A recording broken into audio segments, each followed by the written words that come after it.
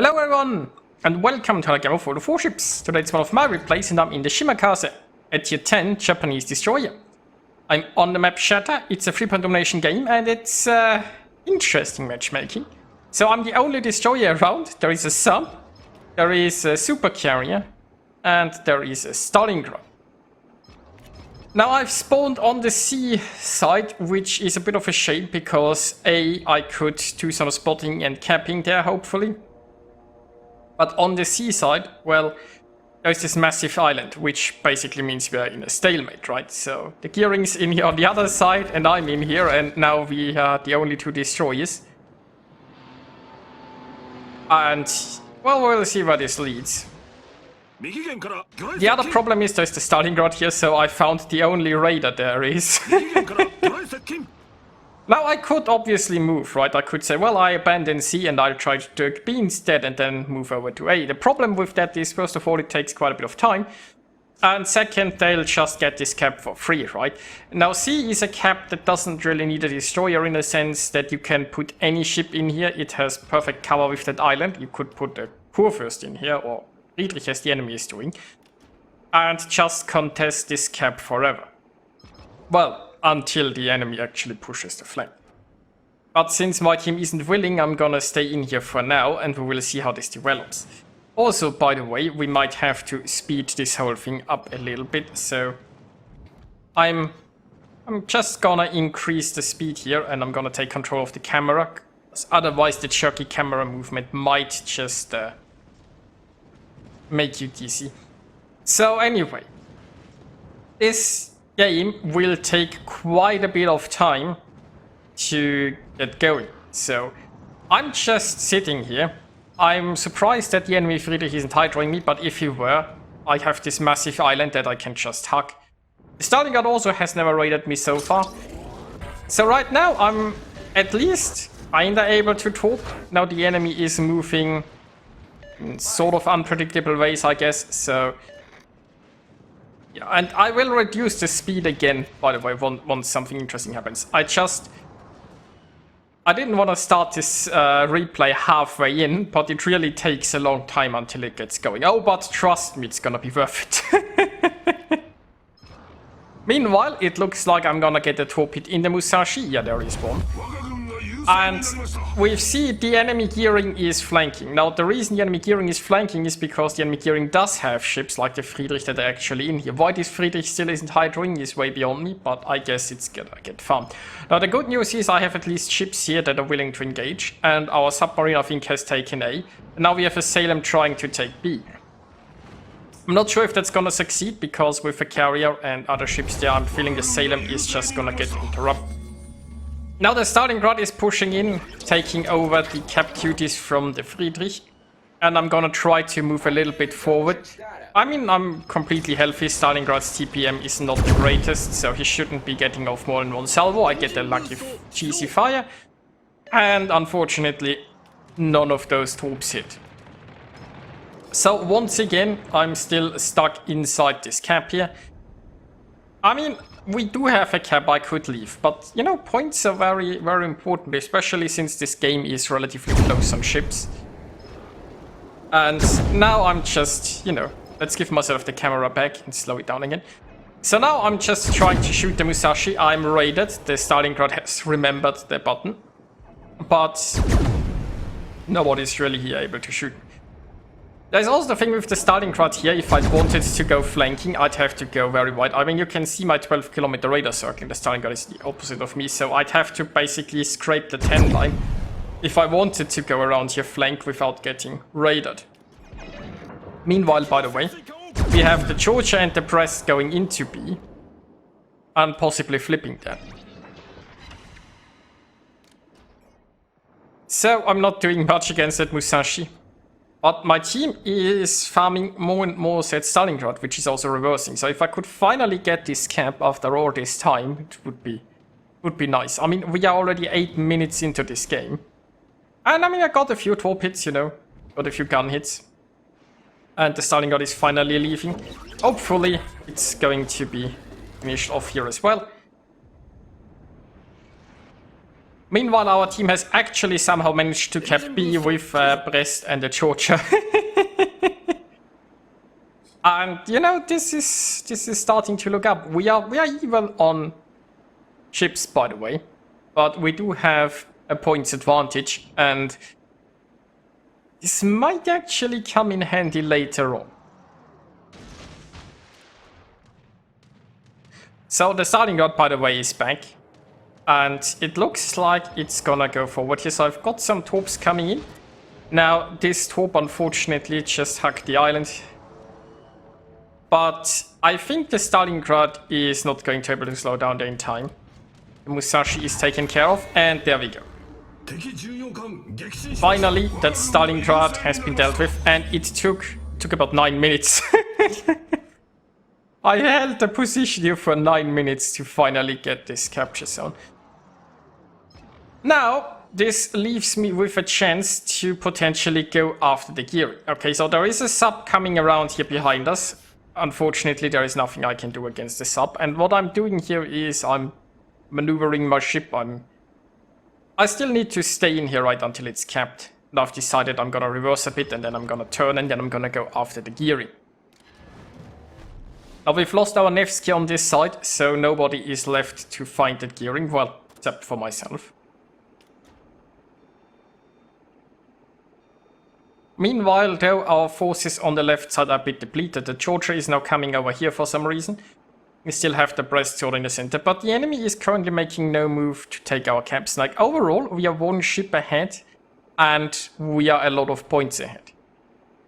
So right now, you might... Well, there goes one of our ships, but right now you might think we got this. Well, we shall see, won't we? Slight bit of foreshadowing there. So there is a Sejong that's going potentially into B. Now Sejong has quite a few deep water torps, so the Georgia and the Brest are possibly in danger. Meanwhile, over here I've got the Lion as backup while I go after the gearing. Now we still see some gearing torps here. But, you know, depending on how long this engagement goes, the gearing will have its torps ready again, so I gotta be a bit careful. This is one of the problems of the Shimakaze. The majority of my guns are in the rear of the ship, right? So if you were in a gearing, you could go nose in and, well, use most of your guns. Oh, the gearing did not stay in his smokescreen. But as a Shima, I need to either be kiting away or angling if I want more of my firepower. And this is the problem, right? Because if you are not exactly nose in, it makes it a lot harder to dodge torps. If torps were coming right now, that could be a problem. I'm already using a speed boost here, and I'm trying to maneuver a little bit around, hoping to throw off any torps. But as you can see, the Shima is also not the best gunboat in existence. And thankfully, I can speed up here enough. There we go. So, people tend to underestimate Shima's guns, but regardless, you are not really a gunboat, and I couldn't afford to just only shoot him with one turret. So this was a bit of a tricky spot to be in. Speaking of tricky spots, while I was busy dealing with the gearing, our team sort of evaporated. That Brest over there is also almost down. So suddenly it's looking pretty dire. Well, pretty dire is relative. But with that Brest gone, we would be 3 against 6, so it's not an ideal situation to be in. Now we still have the majority of the caps, but we are gonna lose A. There are a lot of enemies there and nobody to stop them.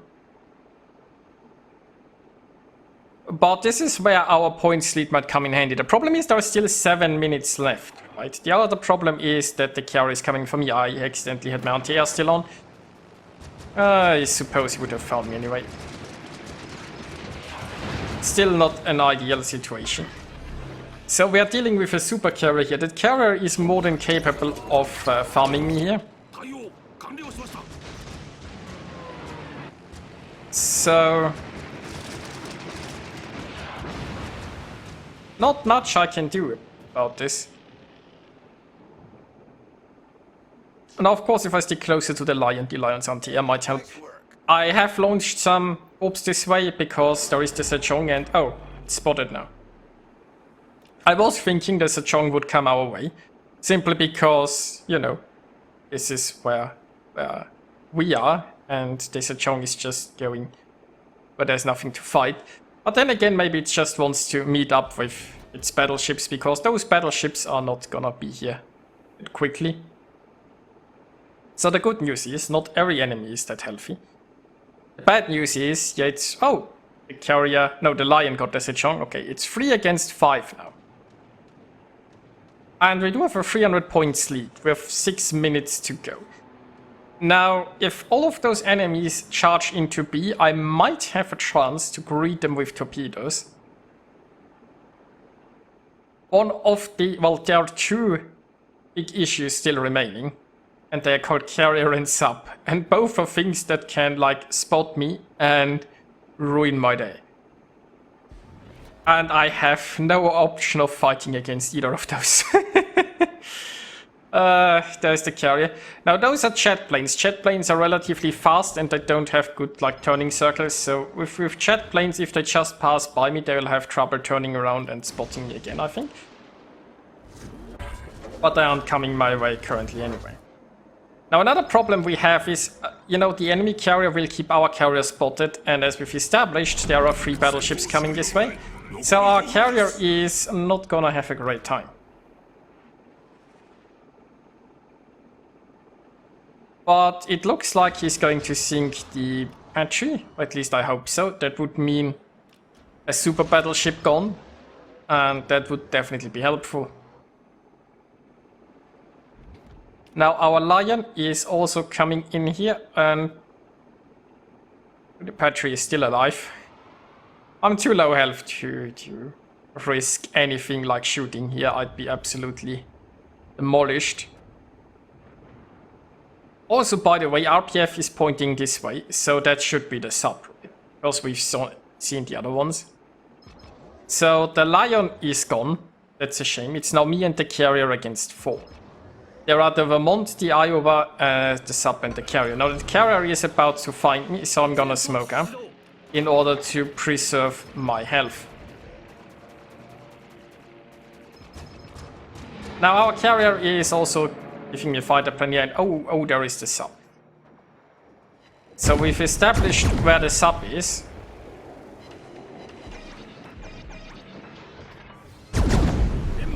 But yeah, that sub can just dive, and now there isn't anything I can do about it.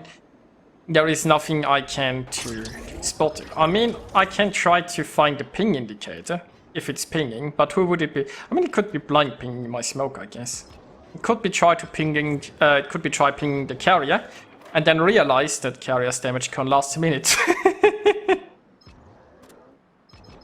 Anyway. So, I've decided I'm gonna charge this up. Is there like an oil spill? Yeah, so we see there is an oil spill and there is a torp coming, right? So now we know kind of where the sub is, so I'm gonna go there. The sub is coming this way, so I'm slowing down. Keep in mind, it takes step charges a while to drop down, and the sub is coming now underneath me, so I wanna be like in front of it, and then just keep step charging it. And that actually worked. That's some great news. There is less great news, and that's planes! So, the carrier planes, I'm not activating my anti-air. There's a jet planes, they should be out of range very soon. Unfortunately, the enemy still gets some shots off towards me. So we still have the points lead. But it's just me, and I'm on 6,000 health. So I need to survive 2 minutes.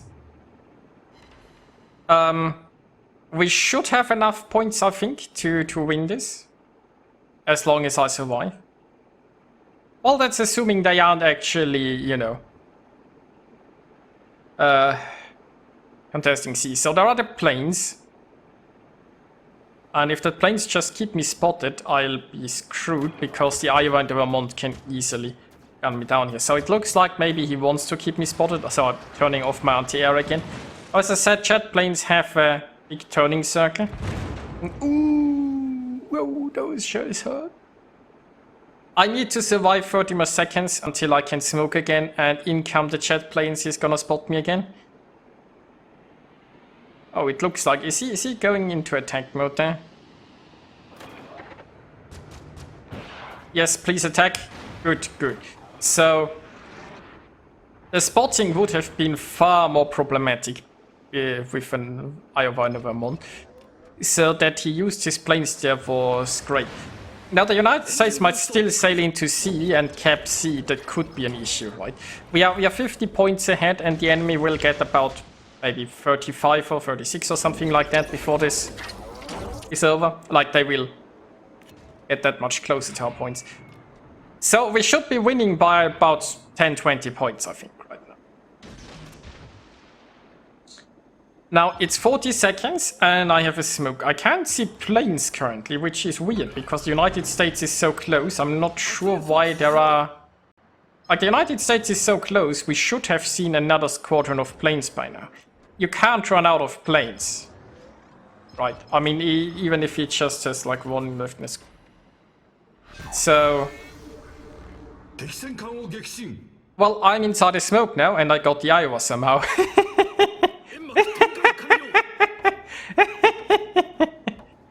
Now, obviously, if those battles, if the Vermont was smart, it would blind shoot right now.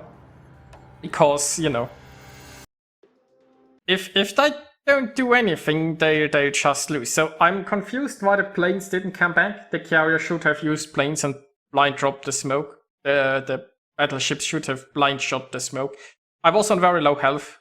The smoke wasn't that big.